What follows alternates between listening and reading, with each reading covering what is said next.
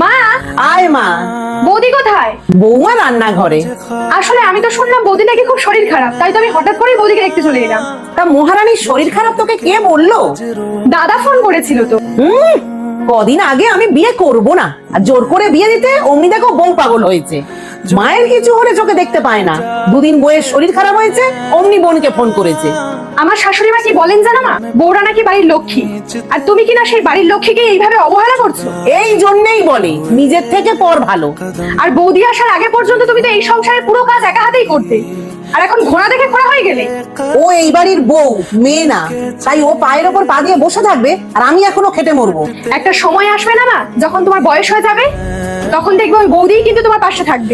আর আমার ইচ্ছে থাকলেও যখন তখন আমি আমার নিজের সংসার ফেলে এখানে তোমাকে দেখতে আসতে পারবো না। আর আমার পোড়া কপাল, মেয়ে এসছে আমাকে দু কথা শোনাতে। শোনো মা, এই কথাগুলো তুমি একটু বোঝার চেষ্টা করো, এতে কিন্তু তোমারই ভালো হবে।